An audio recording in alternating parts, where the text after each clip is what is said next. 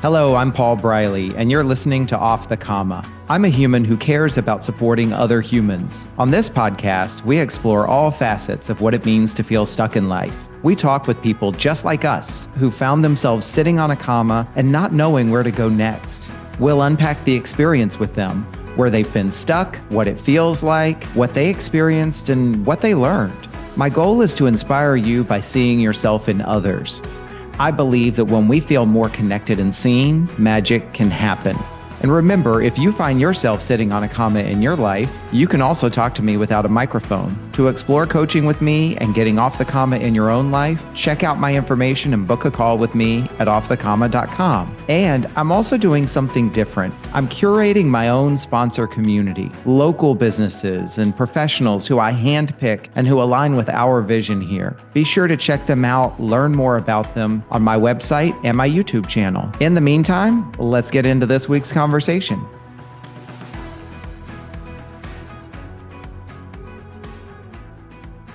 We are back. Another powerful episode under the books last week and another powerful episode in the cooks. I just made that up. That's pretty...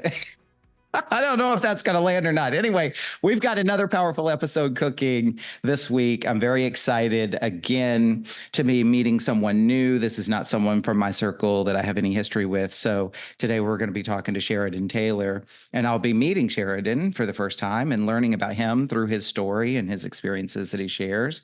And I'm very excited because in seeing some of the notes that we've shared between each other, I believe he's going to have some very powerful and very moving stories for us. They all are, not to diminish anyone's story, but I'm particularly interested in Sheridan's story. We've already been chatting before we started recording, and I already feel the chemistry here. So I am going to shut up and hand it over to Sheridan. Sheridan, why don't you kick us off before we get into your story a little bit later? Tell us, how would you like to be known, and what are some important things you'd like us to know about you before we start to talk? How would I like to be known? As an honest man, as a caring man, as someone who tries to help. Mm. Yeah, as someone who tries to help. That wasn't in my notes, but that's how I think I want to be known. Okay. All right. Well, and again, this is your platform today, and the way we work the story, you're going to have lots of opportunities to kind of like go deeper, expand, and really explore whatever you're sharing in more ways. I'm sure that's going to show up in your story today. Sheridan, what else would you like for folks to know about you to kind of set the stage before we get into your story? Let's see. Most importantly, I'm a dad. Two little boys. Hmm. Um, I'm a husband. Those are the most important things. I've done stuff in my life to earn money, and most of them were for the reasons I had at the time. I'm a retired corrections officer and a medically retired veteran of the Canadian Army. But that's what I did. That's no longer who I am. I am Hmm.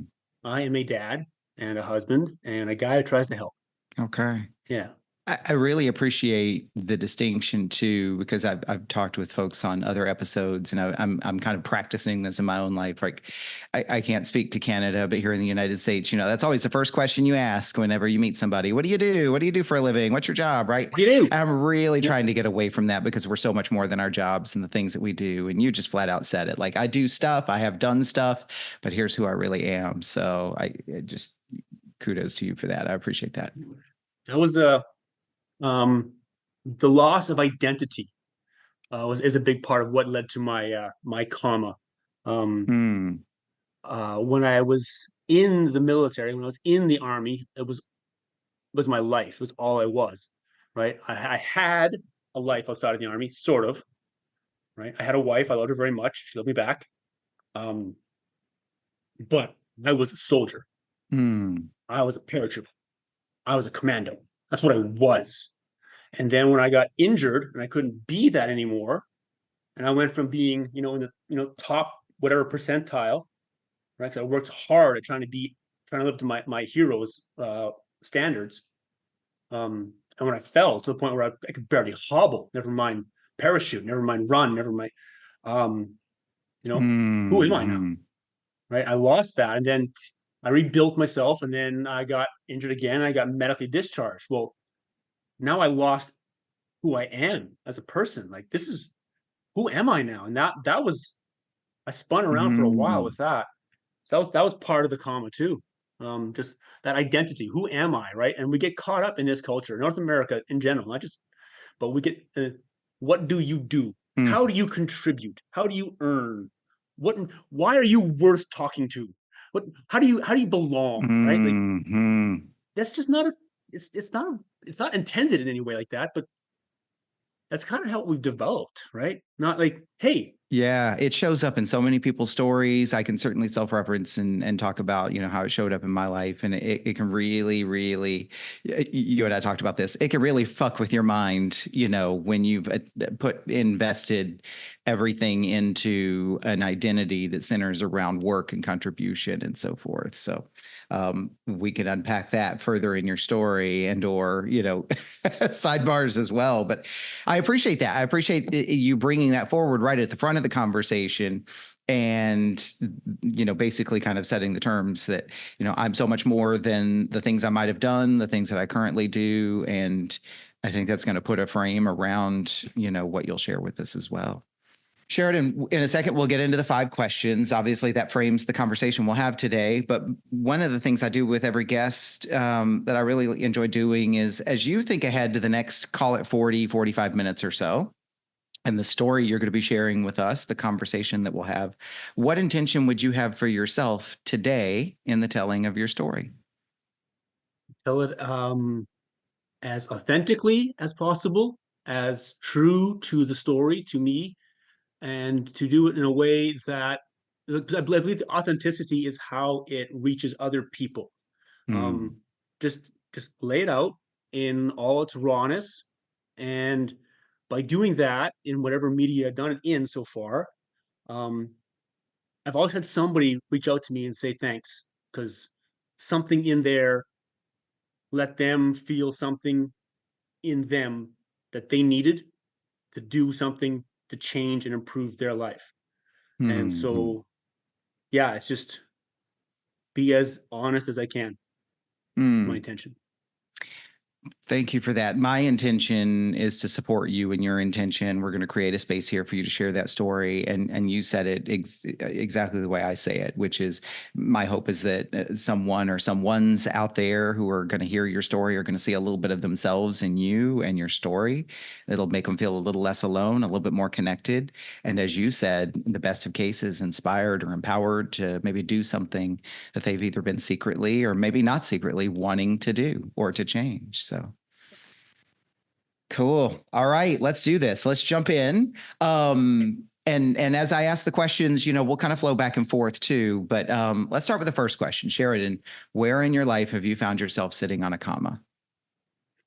Okay, well, let's back up to about 2016 is where I usually identify my comma. In 2016, I had been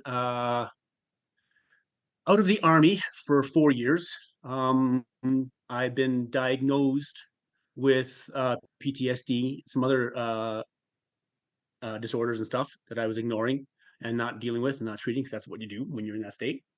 I'd been a jail guard for 4 years, um, deeply traumatized and traumatizing others.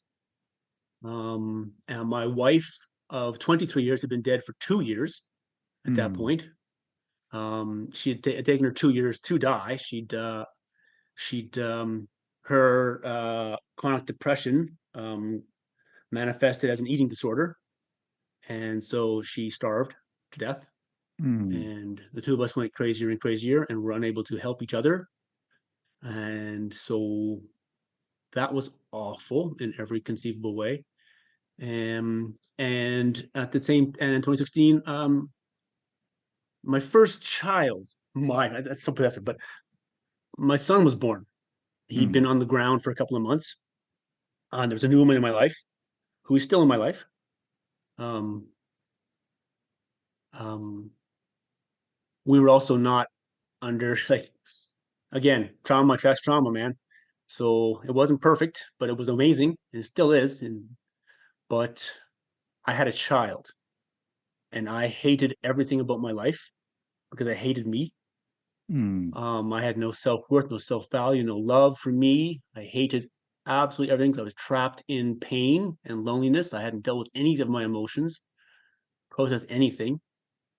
And so I decided that in order to prevent my child from growing up to become like me, my best course of action was to kill myself, Mm. comma.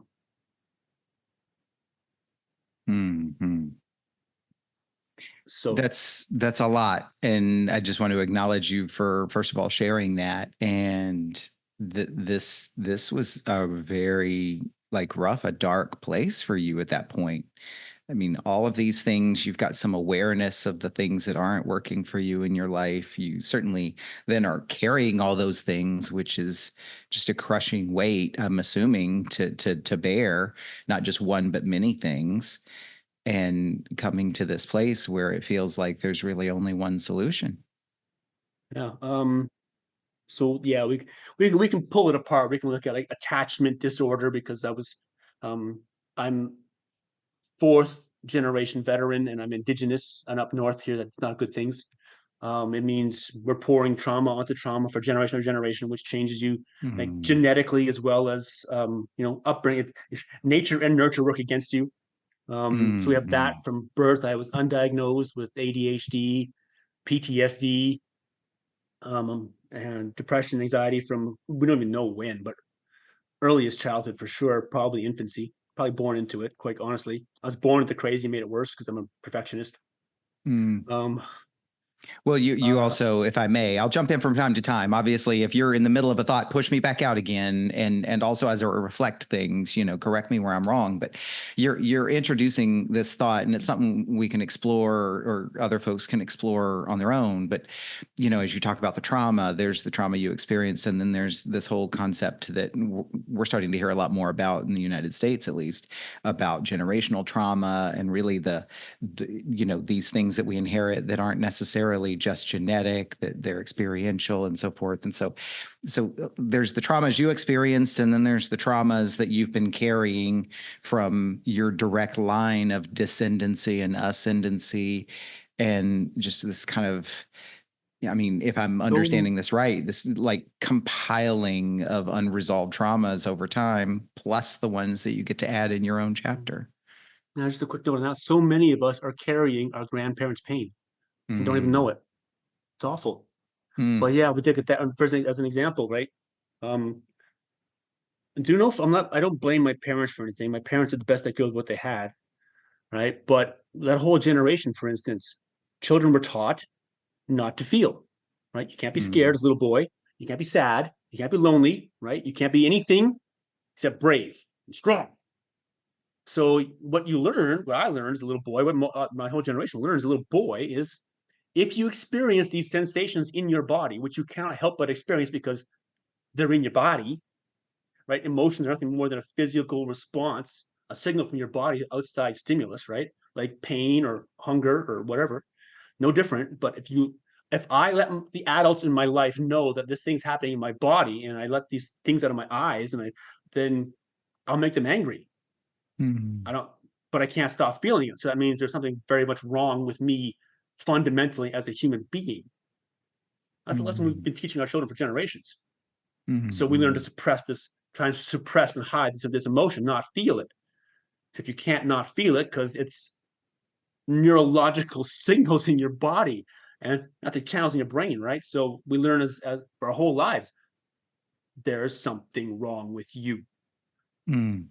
So and then we add that, and then yeah, then of course, like that alone causes us all this low level and then increasingly higher level stress because as stress is cumulative, right? No matter how Mhm. small it may be, it's all cumulative, right? You add a half a gram or a kilogram, you add a pound or a ton, it's all cumulative. You add enough pounds, you got a ton, right? So Yeah. yeah, we learn all these bad lessons and it just compiles and compiles. And then we have a few big traumas, whatever they may be. We all have them. Well, now we've gone from, if our trauma scale 1 to 10, we've gone from like a 2, and we have like a big trauma. Well, now we're at a 5, and then we start building slowly, 5.1, 5.2, 5.2 and a half. And then we have a big trauma, whether it's, something awful happens to us or even something we witness, right? Depending on who we are, so many different factors. It just keeps piling and piling and piling. So yeah, by 2016, I was completely maxed out in terms of resilience. I had nothing, no ability to bounce back. I had been through stuff that I couldn't cope with anymore. And that's the thing too that we don't teach our children is that everybody has different coping levels. Everybody has different skills. Everybody has different abilities, right? Like this thing may not bother you, but it bothers the hell out of me. For diapers, right? I am perfectly comfortable in a life and death violent conflict. That's my happy space. I'm not happy about that. I'm not proud of that, but that's just the way my life has gone. However, and let's acknowledge too what you've been trained to do. You've been trained, you're skilled at it, right? So there's that element also.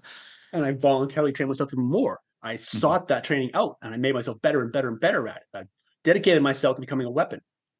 So when I have this child, this incredibly magical thing that's nothing but love and joy, I recoiled in horror from that. I can't have that. This thing loves me unconditionally. I can't have that. I'm not worthy of love. Unconditional love. I never had that in my life. I don't know what to do with that. But trying to change a diaper would cause me an anxiety attack.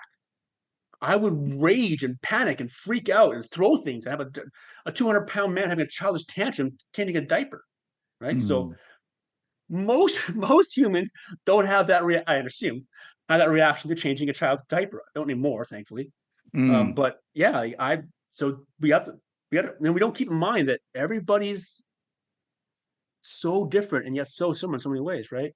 But you if I may, you reinforce something though, right? Like you just said something and it was really sticking with me. Like most humans don't.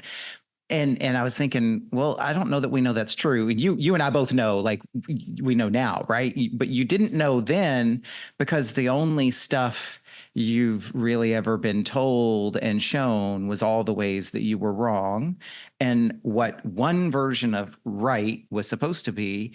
And anybody else who wasn't fitting that version of right was invisible to you and to probably themselves, right? So even there's so much just packed into that one thing. Like people aren't supposed to react this way, or most people don't react this way. Well, probably not true. And yet, why don't we know this, or why wouldn't we see this? It doesn't. And bringing it back to you, right? At the end of the day, are you okay with being that way? And how do you want to be, right? Which is kind of what was going on for you. That's the thing we don't talk about as a society. Are you okay with this? And if you are not, what are you going to do about it? Right? So, yeah, 2016, I was utterly miserable and I was trapped in victimhood. Nothing can change. Nothing will ever change. My life is a living hell and will always be a living hell, and I cannot do anything about it. So I have to end it. If I don't, I will turn my child into me as my father did and his before him and his before and yada, yada, yada. So that's where we were. Self-pitying victim. Well, and I just want to acknowledge that because this comes up a lot in our conversations on this podcast and how many people come to that point or close to that point or actually take action on that point, right? And you've described what it was like for you. And yet you've also shared with us that there was some element in there of sort of protecting your child or feeling like, correct me where I'm wrong, but I'm getting this sense of like needing to remove myself for the benefit of others was also part of what was going on in you. Absolutely. I've been trained and I trained myself from earliest childhood to fight the bad guy. I have to remove the bad guy. I have to protect everyone from the bad guy. I got to protect me from the bad guy, but more importantly, I got to put everyone else behind me to fight off and kill the bad guy, remove the bad guy. Well, now suddenly I am the bad guy. And I really was. I had lost my moral compass working in the jail, and I had become the exact opposite of what I'd always been and wanted to be. So I really was the bad guy. Happy heading on with that. When you're supposed to be the good guy, and you find out you're like, imagine if you're Batman, you find out you're actually the Joker. Who's right and who's wrong? So, but another trauma. Yeah, right. That was another trauma, right? So, Okay, spoiler alert, I didn't kill myself. Hmm. Sorry, I hope I didn't ruin the story for everybody. I hope Um, it's okay to chuckle at that too. totally. Everything. I'm going to throw a lot of dark humor in here because a lot of it's just dark, and if we don't laugh at stuff, we end up crying too much. And crying is Hmm. good for you, but if all you do is cry, you're not going to get much done. Yeah, like any emotion, right? They all serve a purpose, but you need them all. They've all got to And flow. they've all got to come Yeah. and go and fluctuate, Okay. right? So yeah, I don't use humor Hmm. to hide from my emotions anymore, but I do throw it in there, especially when we're talking about awful stuff like suicide, which is awful. And if we don't laugh at it a Hmm. little bit, Hmm. it's overwhelming, right? If we don't laugh, it's like racism. If we don't Hmm. laugh at it, it becomes overwhelming, doesn't go away. Yeah, well, and only you get to say, right? Because this is your story and you were the one experiencing it. But this ability of a tool to be able to help you work through it and get to the other side of it. Right. So I put down the implement of death and I picked up a telephone. Hmm. This one, actually. This very telephone. And I did that not for not for me, because I wanted the pain to end. I wanted the confusion and the fear and all the I wanted to stop feeling, period. And the best way, of course, is just check myself out. Hmm. But if I did that, I wouldn't be there to protect and support and take care of my wife. And I wouldn't be there to watch my child. And the pain of not seeing him grow and never seeing her again hurt more than the pain I was in at that moment. And then there was this voice in the back of my head. Remember that? I don't remember the name of the sitcom, but there's a young actor played a character named Steve Urkel. Hmm. Hmm. A talented young actor played a super nerd named Steve Urkel. Well, Urkel's voice was playing in the back of my head, saying, just spouting off statistics. Um, Studies show that the children of fathers who commit suicide go on to commit suicide in their early teens. Studies show Hmm. that children without both parents in their lives do worse. Studies show, because I had read 7 parenting books before and just after his birth, trying to prepare myself for fatherhood. Didn't work. Didn't retain any of it. I couldn't retain anything because I was having my amygdala. I couldn't access the prefrontal cortex. I had no memory, but I tried, which counts, and that comes Hmm. in later. Um, yeah, so I reached out for help. I called a therapist to whom I had been incredibly rude the week prior because I was deeply insecure and overcompensating. I don't know if you can see my tattoos or not, but yeah, I deeply insecure and overcompensating. Hmm. And there's no way I was going to deal with my trauma and face my demons and do the brave thing. Screw that, right? I'm going to Hmm. be a giant ass wuss and hide from everything all the time and pretend I'm tough and scream and yell at everybody and growl and snarl and be scary, because the scariest people are the scaredest people. And you're showing us too, right? Like I'm guessing, correct me if I'm wrong, that all this time that you were going through this, it was this voice that you're sharing with us that's also playing in your head. So there's the things you're feeling and trying to deal with, and then there's this voice that's just constantly beating you up for it.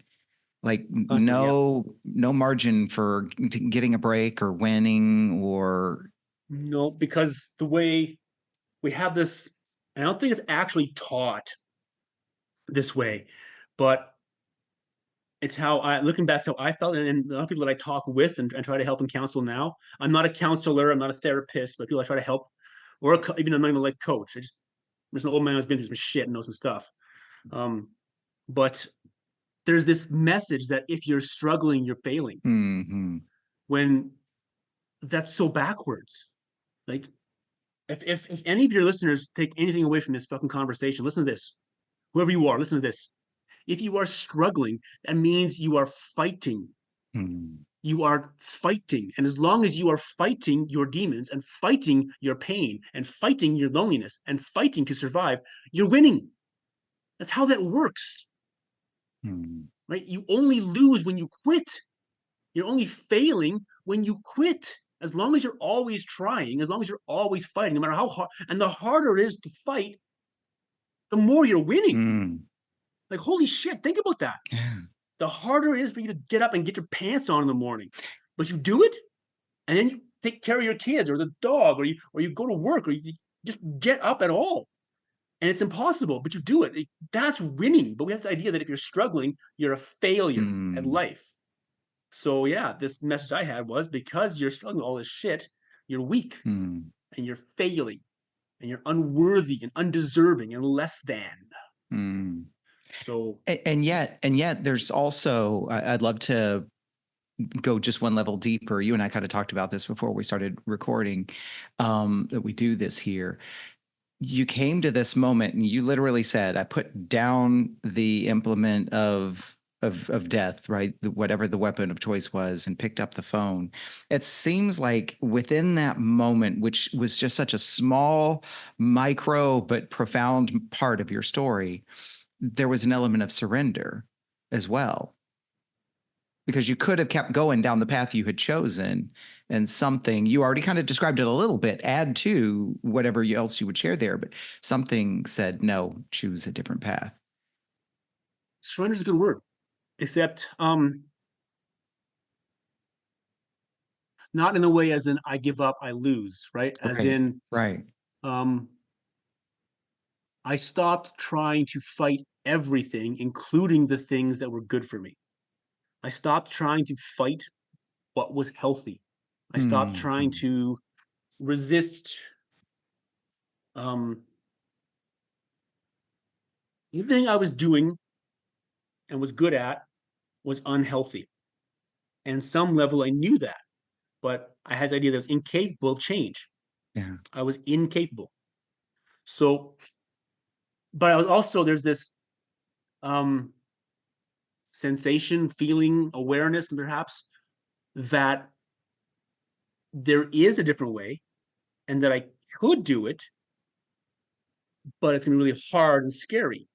Yeah. So I can continue to try to fight that off and go down this path that I know well, which is taking me down a path I don't want to end up at. Or I can surrender to what I know I should is, well, not, I hate should, but what is good for me Mm-hmm. and what would be better for everyone in my life in the long run. If I surrender to the hard choice and work my ass off, if I Yeah. actually do what I pretend to do and be brave, if I actually do what I pretend to do and be strong and just surrender to, not the inevitable, because I could have done it either way, but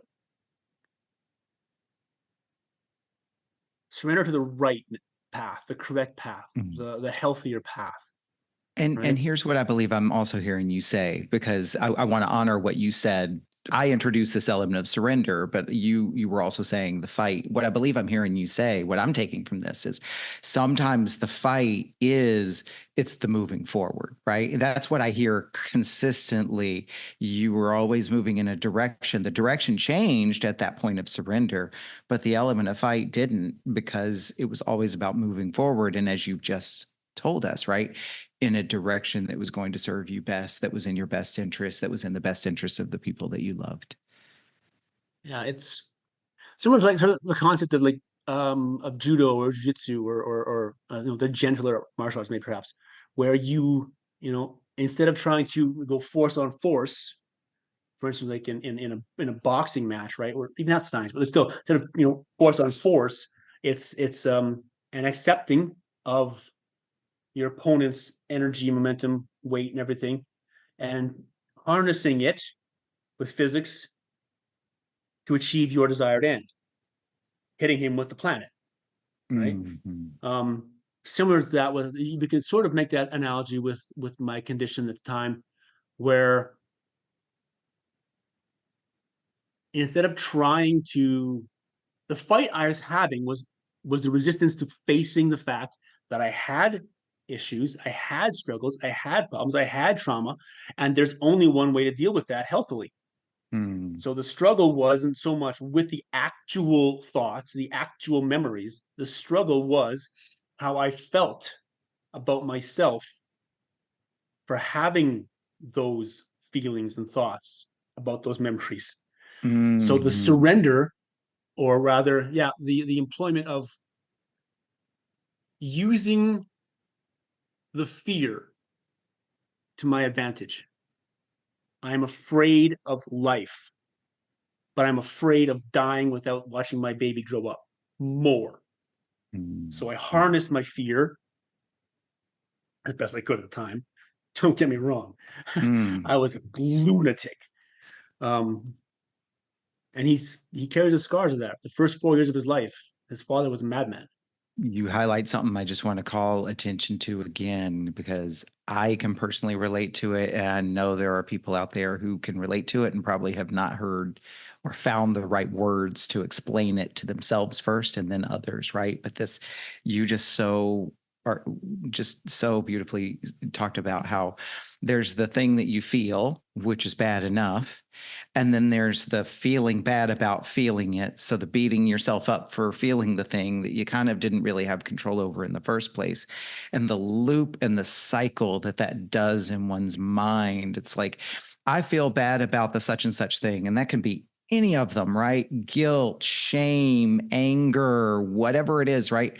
And then because of this society that we live in, and we haven't learned, as you've been telling us, how to process emotions, how to cope, right? How to acknowledge and recognize them, then okay, I'm feeling anger, I'm having an angry moment, I'm having a temper tantrum, but everybody hates me for that. The stories start coming in. Everybody's going to hate me. I'm bad. I'm evil. So now I shouldn't be feeling this, which then feeds the anger again, and then feeds the judgment. And that cycle can be horrible in the lightest of circumstances and times. Am I tapping into even just anywhere near close to what the experience was like that you're describing?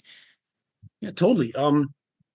I I I am experiencing things that I'm not allowed to experience. I shouldn't experience because that makes me a failure as a human being. But I Mm, can't stop feeling them. So there's something fundamentally wrong with me. I can't stop this, and I can't control it. Now I can't control my behavior because I'm having these what I later learned were anxiety attacks, right? But mhm, I'm acting completely out of control. I have no control of my behavior.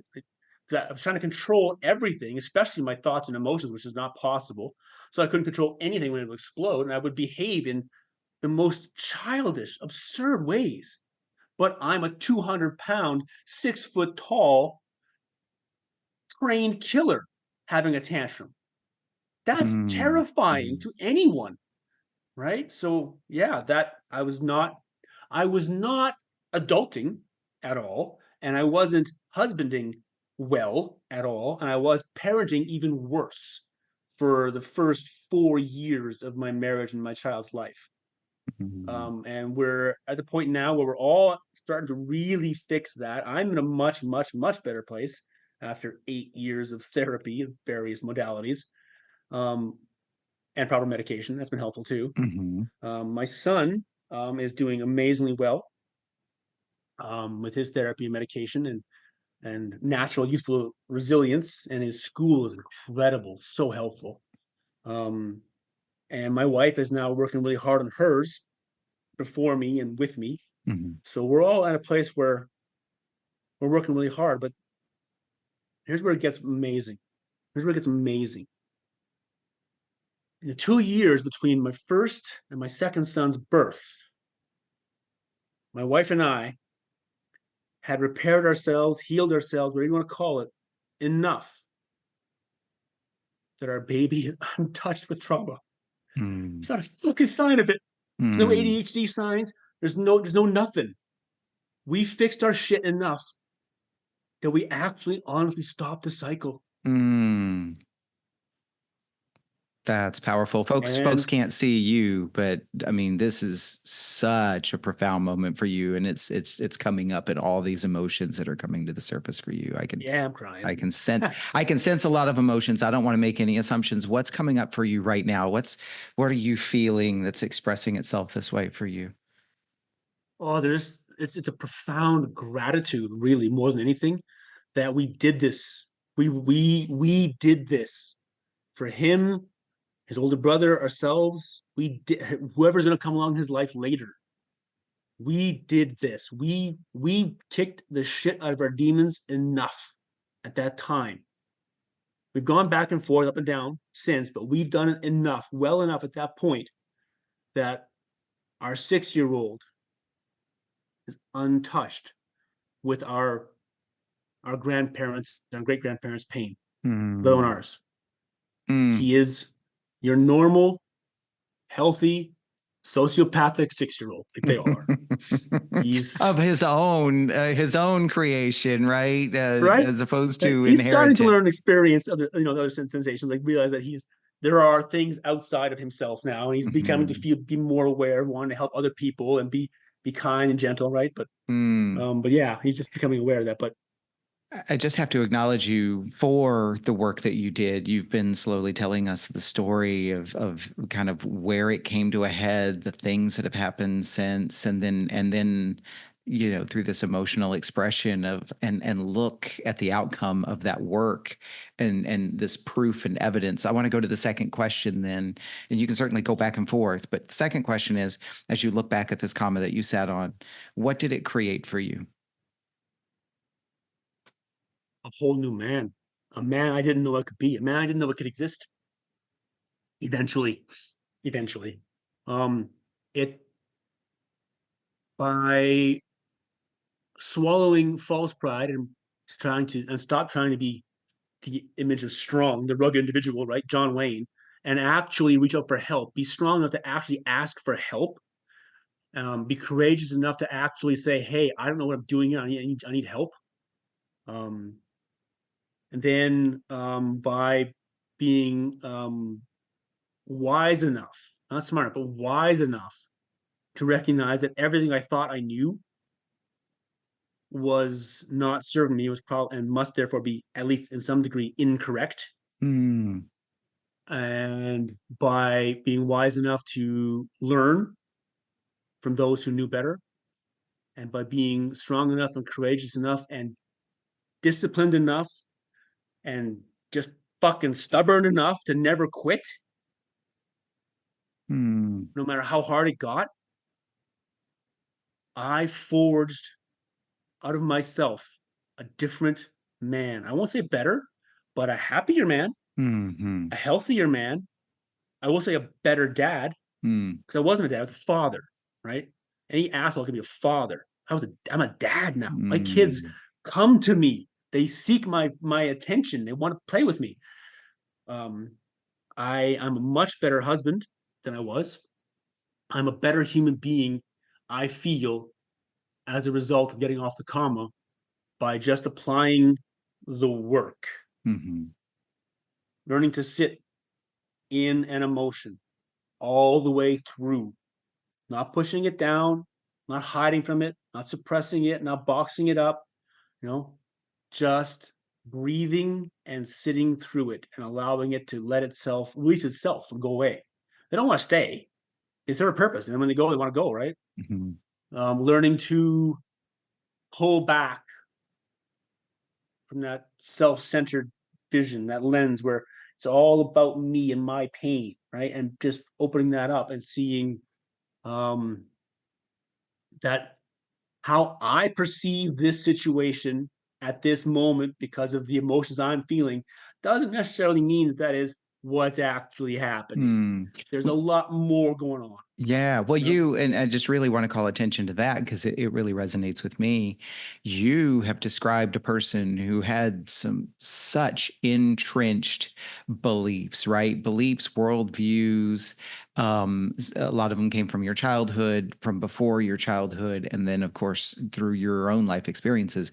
But that's what I'm hearing you say is of all of these things, they couldn't have happened if you hadn't allowed yourself to be open to changing beliefs, your views, and that sort of thing. Boy, that just kind of is everything. Like, and that's not even, well, maybe you can. I was going to say it's not even something that you can just like, and here's how you do it, right? Everybody has to come to that point on their own, but maybe you could share with us, if I'm trying to figure out how I want to ask the damn question. when it comes to changing that point that you described, where it's like I was able to change my beliefs about myself, I'm sure there's lots that you could say here. What's really important for you to say here? How did you change your beliefs, or what was the most significant contributing factor? I'm kind of oversimplifying this, but No, it is simple. Like mm, everything important in life is simple. Everything important in life is simple. And usually describe in one word. Nothing important in life is easy, mm-hmm, right? Simple, right? Simple as a marathon. Don't stop running.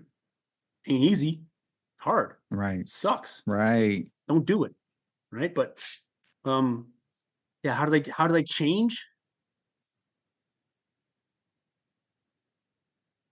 By And don't get me wrong, folks, this took a long time. I needed meds to get some points. I needed guidance. I bunch, but what it boils down to in simple terms is I chose to stop being a victim. Mm, I chose to accept that my life sucks at that time because I allowed it to suck. And it continued to suck because I refused doing to change it. And I refused to also accept that it didn't all suck everywhere all the time because that's how I wanted to see it. mm, So the simple answer is I just did it, Can I right? can I jump How in do for a you, moment? for sure. This is what I'm hearing. This is what I'm taking. The action, the choice was to stop feeling and believing yourself to be a victim, to change that belief. And then it seems like and then allow all the other ones to change as they came. That's the biggest one for me. And I find it's been the biggest one with people that I've worked with or helped, uh, is the idea that through whatever circumstances, set of circumstances, whatever life that brings us to this point of desperation, of depression and anxiety and suicidal ideation, of addiction, of all the labels we want to apply to it, right? There's this feeling of helplessness and hopelessness. Right? We are hopeless. We are without hope because we feel we are helpless. We feel we cannot change our life. We have no control over it, and we're being taught that we have none. It's subliminal and it's overt and it's everywhere all the time. Our media, social media, we're being told that everything's awful everywhere and we can't change it. So we're being fed this idea of victimhood. Um, it's really bad in the university. I went back to school a couple of years ago to get to get a degree, and it's so awful in universities. This idea that they're teaching children that you're helpless. Mm, This idea of it's awful. It's just it's endemic and systemic and it's cruel and it's bullshit because no one's, well, that's not true, but I think most people will find if they truly do look with a rational mind, if they can't, someone who has one, at their life, they will recognize that they do in fact have a lot more control than they think they do. If they can't mm, control their circumstances completely, as no one can, they do absolutely have the capacity to change how they see themselves and see how their life is being lived and mm, see how they can change it. That was the hardest thing is changing my perception of myself to recognize that I am not a victim. I am not helpless. And that if I want my life to change, there's only one person who can change it. And that there are things I will be unable to change, but I can change how I accept that. Acceptance is a big fucking thing. Learn how to accept that I cannot change these things. And then instead of saying myself as a victim of them, just see them as things that are there. Right. I mm. cannot change gravity. Right. I Yeah. will never fly if I flap my arms. So okay. That's it. Yeah, it also seems to, this is what comes up for me is as you talk about the whole kind of trained helplessness and that sort of thing, is like, I think again, the society aspect of it too, right? It's just my belief is like they're like let's just pick something out of the air. I don't know, the job market, right? The job market's tough, da da da, and this kind of trained helplessness. I think what gets overlooked in schools and in the narrative and in the workplace and so forth is that if you choose to only look through one frame and it's like, oh, I'm competing with 10,000 other people for this one job and the job market is tough and da da da da da da da, then that's easy to learn and be trained to helplessness, right? The element that doesn't get talked about is the okay, well, what would happen if you ignore all of that and did something else entirely, right? This is what we don't teach. This is what we don't instill. This is what we don't foster is then do something else entirely. Because that's scary. There's no definitions. There's no model to follow. There's no, well, how are you going to make a living and blah, blah, blah, blah, blah. I'm using all that as one example. But when you realize that if that's your only choice, then you might, in fact, be hopeless, but you're ignoring the infinite number of other choices around you and what that can bring, right? And that carries over to everything, like Mm-hmm. government, right? Never, regardless of what your personal political beliefs are, I don't want to know. We've created the system, but in both countries, where regardless of who's actually sitting in the big chair, the bureaucracy runs everything. Mm-hmm. And it's continuing to spread and expand, as bureaucracies do, and taking on more and more responsibility, and therefore taking yours away from you to keep you helpless for your own good, Mm-hmm. right? And no one will ever stop at anything. There's no limits to somebody who's there's no atrocities someone will commit if they believe for your own good. Mm-hmm. So we have faceless, monumental governments that are keeping us helpless, big for our own good, to take care of us. And this narrative we keep getting is we're helpless, we're helpless, we're helpless.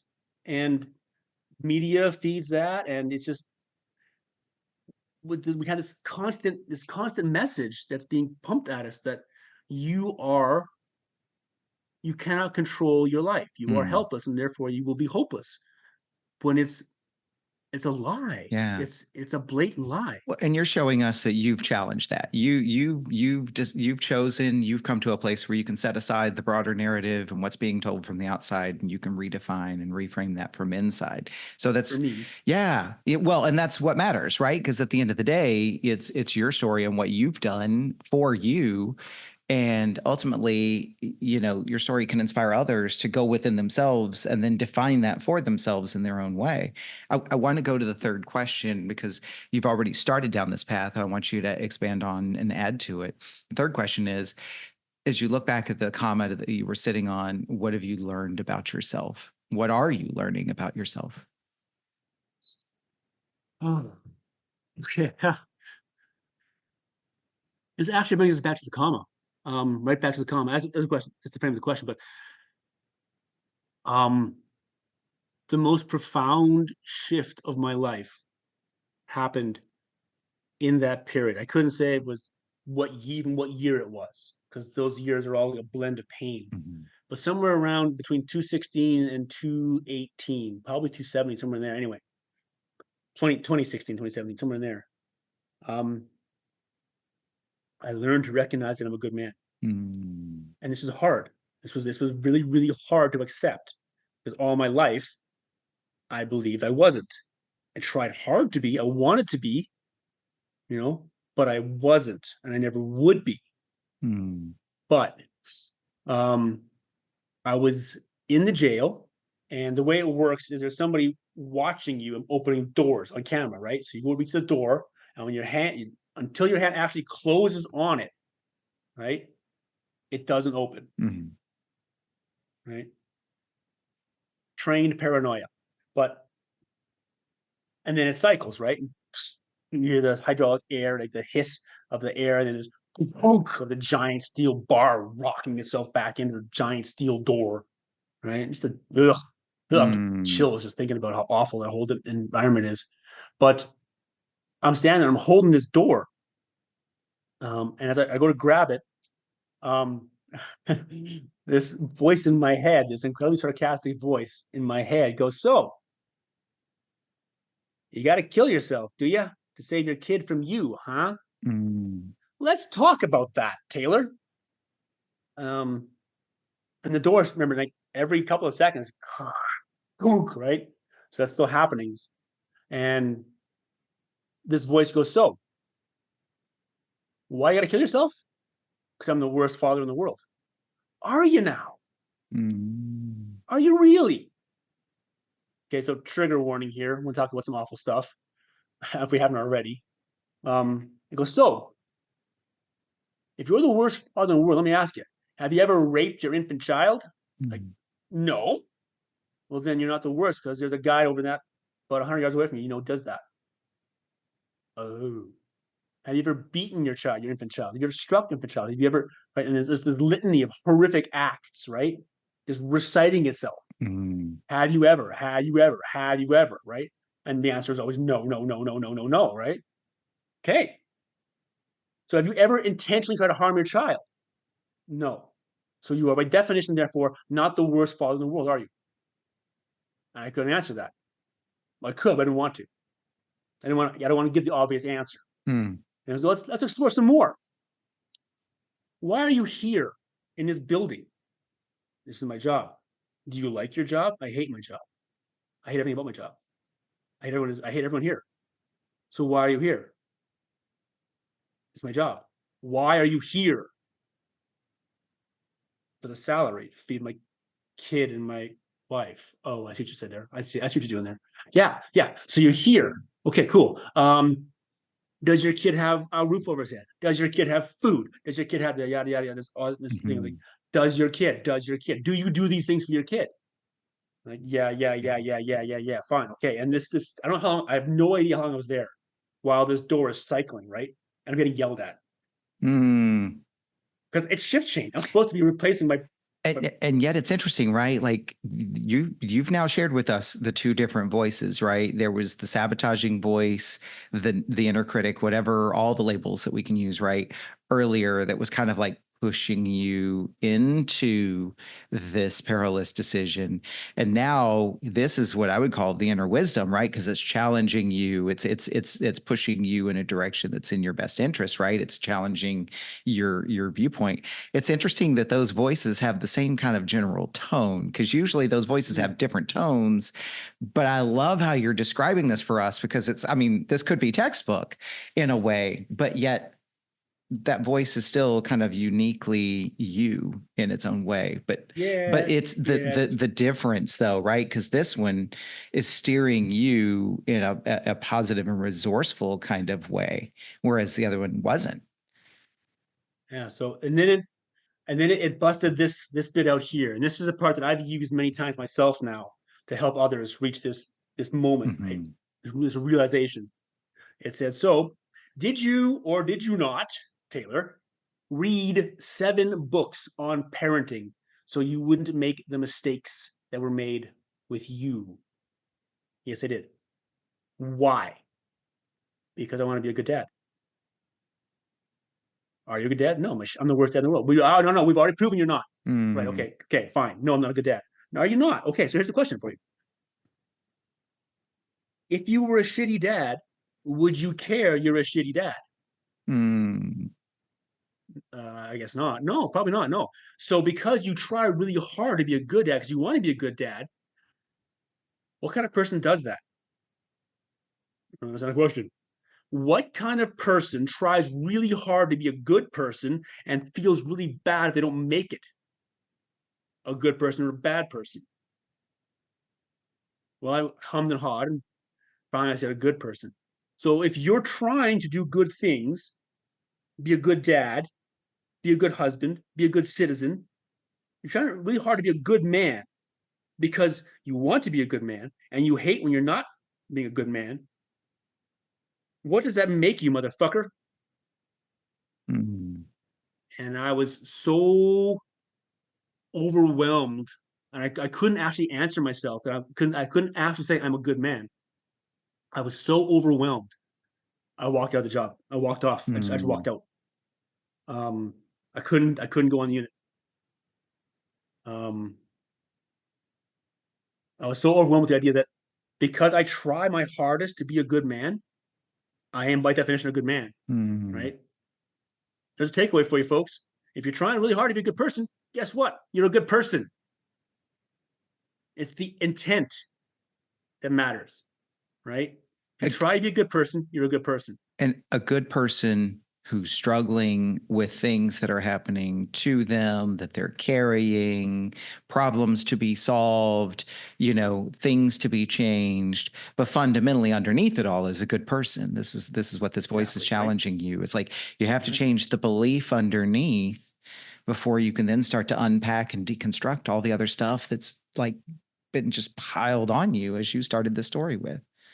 Yeah, before I could really dig into the work and really get after it and really make the changes happen, I first had to accept that I'm worthy of it, Hmm. right? I'm not going to do this well enough if I'm doing it just for my kid or just for my wife, or just for my wife and my kid.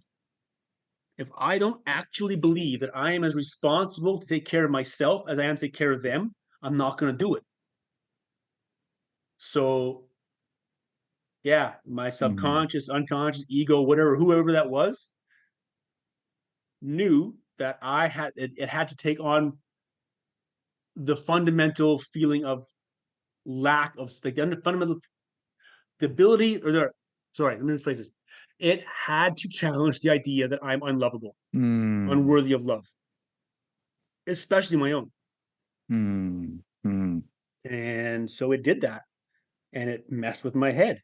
And it pointed out that because you try to be a good person, you're a good person. And as a good person, it's your damn job to make your life as good as you can so you make other people's lives good too. Hmm. So stop being a bitch. Stop being a pussy. Stop. Just stop all of it. You're not a victim. Fix your shit. Hmm. Work. Work harder. No, work harder yet. No, it sucks. It's gonna suck. It sucks more. So Hmm. it sucks. Work harder. The harder you work, and the longer you work at it, as hard as you can, the better you get at it, and the better you get at it, the easier it becomes. Until eventually you succeed. So Well, and I'm also hearing, like, I think it's important to acknowledge that doing the work that matters and makes the difference, right? I'm not going to say do the right work or the better work, right? But it's like you it's got to do different work now. Like there's different right, work that you had to start focusing on, right? And right. and I'd love to ask the fourth question because I think this is where you're automatically going is what has changed for you as a result of sitting on this comma? So yeah, what changed me? How did, I became a man I didn't know could exist, but always wanted to become. And how did I do that? Well, that's how I got the comma too, right? Like that moment, I decided that as like in military leadership or any leadership, real leadership, not management, but leadership. Mhm. If you want your personnel to perform in a certain way to a certain standard, you have to model it. Mhm. If you model the behavior you want your young soldiers or whatever to exhibit, they will because they want to be where you are. They Mhm. want to be you. They want your approval, right? Whether you're a CEO or a section commander or whatever, right? Well, as a parent, I made the connection to it, and it's like this is all happening at the same time, right? I had to. You're a Mhm. good person, right? So you're a leader, right, Taylor? You led troops, you lead officers. You're a leader, right? Yeah, good one. Are you now? Are you really? Because how are you a good leader? Well, I model behavior, all my blah blah blah, right? Okay, great. What are you modeling for your kid? Mhm. Oh, yeah. What's parenting? Oh, yeah, it's leadership. So you can tell your kids to do whatever they want, whatever you want them to do. They're going to do what you do. They're going to do what you show them. So how are you going to keep your kid from becoming you? Oh, Mhm. I guess I better start acting differently. Yeah, maybe you should, stupid. So I started this thing where um my older son's name is Trace Harrison Taylor. Mhm. It Trace is his grandmother's last name, maiden name. Harrison is his mother's maiden last name. So to carry on one more generation, Trace Harrison Taylor. Mhm. So I started asking myself, what would grown up Trace do? How would I want my son, my adult son, to behave in this situation? Not how do I want to do, but how I want to react, right? How do I want to react, emotionally respond, right? How would I want my adult son to behave if he were here now? And I started faking it, man. Mm. I just faked it. I just started trying to pause for a moment before I acted, and I would ask myself, okay, what would I want Trace to do here? How do I behave that way? How do I, and I, not just around him, but I knew because if I try to do it around him, it won't work. Right? I had to change my behavior across my entire life, everywhere, all the time, and it was not easy. It took a long time, but what would I want Trace to do now? How Mm. would I want him to behave now? Who do I want him to become? And like anything else, man, if you do anything long enough times, it becomes a habit, Mm-hmm. right? So by faking this behavior over a longer period of time, right? Sustained effort over time achieves success. By faking this behavior, by pretending to be this person long enough, I became this person. It Mm. wasn't act. I wasn't thinking about how to react. I wasn't thinking about what I wanted to do. I just that's who I became. Those were my instincts and my responses. Right. I don't rage to my kids now. Right. I react with an appropriate level of an appropriate emotion most of the time. Right. I'm a human being. Mm-hmm. Right. And I screw up Mm-hmm. sometimes, but I apologize when I do, and we get over it. We get through it. Right. So by how did I get off? That's how I became the man I am now because I wanted to become a different man. I wanted to become the man I want my children to be, my sons to be, Mm-hmm. a man of compassion, a kind man, a caring man, an honest man, a man who will fight if he has to, not because he wants to, um, a man who will stand for what he believes in, a man who does everything he can to make life better for everyone that he can. Mm-hmm. And holy shit, man, life became so good. Yeah. Well, and I hear that, and it's just huge acknowledgement to you in your whole story. I mean, what what a tremendous shift, over this period of years that you've described, and the amount of things that you had to carry, and the amount of work you had to put in, and self-belief you had to put in order to be able to kind of shake off those things that you carried is truly inspiring. It's amazing. I'm going to go to our fifth question, and I would even say, kind of briefly, this is the punchline question, so to speak. What does getting off the comma look like for you? Periods of calm, not always, right? But calm. I never experienced calm before. I didn't know what it was. I didn't, Mm. and when I started first having it, I didn't know how to deal with it, right? Actual joy, like unfettered joy. Um, no tempering the happiness with fear or um, the comma, getting off the comma. Anxiety is fear of the future, right? It's fear or certainty. It's like the future will always be awful, right? Because it's always been awful. Mhm. Um, Getting off the comma is looking at the future and going, there's unlimited potential. What do I want to do? What can I become tomorrow? Who can I be tomorrow? Mm. What can I make happen tomorrow? How can I find joy in some what like it's unlimited potential. It's it's anticipation, not anxiety, not dread. It's or expectation. Mm. There's no expectation. It's anticipation that there's going to be something happening tomorrow, Yeah. and I can probably find something cool in it. Mm. I love what you said to who can I be? Who can I be? And I wrote down in my notes here, I didn't know if I was going to share it with you or not, but it's like, man, and we'll close, but you've gone from trained killer to trained feeler. I mean, like, that's what I'm taking from your story. Ooh, I got goosebumps, dude. Oh, oh, Oh, wow. wow. I mean, you're still both, but look at the growth. Oh God, what's with the rhyming? That's crazy. So, Oh, man. Oh, you mm, made me cry. Oh, mm, I see you, my friend, and I can't even thank you enough for sharing all of this because that's what this podcast is all about. This is why I'm so passionate about it, and this is not to make it about me. It's because you being brave enough to not only go through your life's experience the way that you have, but then come on and talk about it. And the people out there who are, this is old news to you now, right? But the folks out there who are just now experiencing this or know someone who's experiencing this, and when I say this, things that are similar to your life's experience, right? mhm. And or have been experiencing it for a long time and couldn't quite find the words to describe it or explain it. Like this is putting kind of it's related to what you were saying earlier too, right?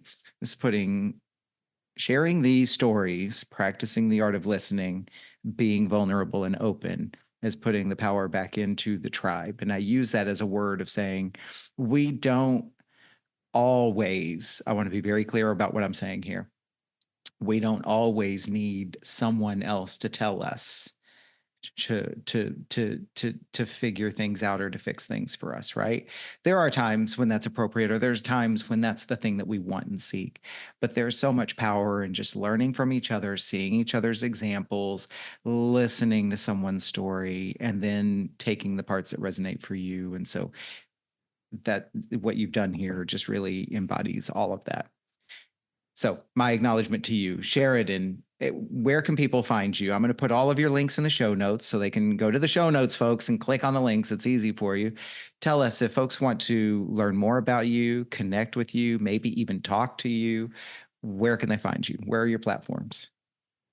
I'm on Instagram. I'm on X, um, LinkedIn. I have a website at sheridantaylor.ca, not com, Mm-hmm. sheridantaylor.ca. You can reach out me there. You can get me through email there. In And it terms looks of like most social most of media, I'm your actually, handles are Sheridan Taylor author, right? That's your handle. yeah, yeah, yeah. Cool. Okay. Um, Facebook, I got two pages, an author page and a regular page. Um, yeah, I'm not hard to find. Okay. I don't know how much wisdom I had to share, but I've always got an ear. You know, Mm-hmm. that I find it's the most important thing for us is to recognize that we're not alone. Yeah. We're not the only one. Yeah, so important. Last thing we'll do before we wrap, Sheridan, is this section that I call acknowledgments, because obviously we're all about sharing stories here and hearing from people just like us.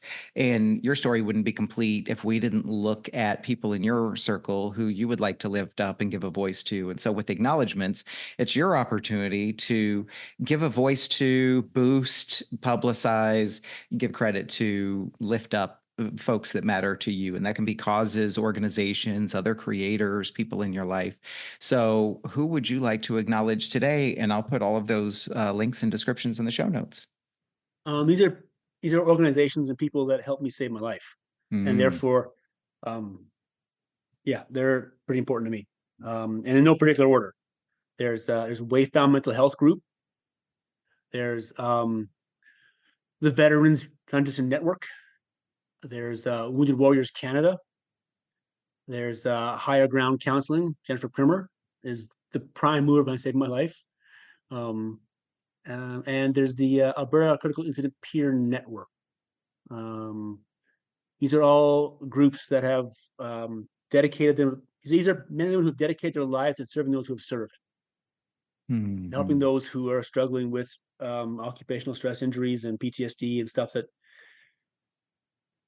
kill our best people. So these are real heroes, man. These are people mhm, who they don't go to war like I did. They got a they got a more difficult war to fight, and they mm, do it every day. They're awesome. They're mm. good people. And highlighting, I know this is talked about a fair amount here in the United States, at least, but highlighting an audience who has done nothing but serve and then has been left behind. So I so appreciate your giving light to these organizations, calling attention to them. And I would invite folks to not only check out these organizations because they matter to you, but if you're not in Canada or you're not in, Sheridan's immediate area, then find the organizations like these in your area and connect with them if you need their support, and support them so that others can connect with them, right? So Sheridan, thank you so much for coming on and sharing your story with us today. It is more than what I anticipated, when we very first started the conversation. So I am so grateful to you, and I look forward to connecting more. And I wish you a wonderful rest of the week ahead. You too, sir. Thank you so much.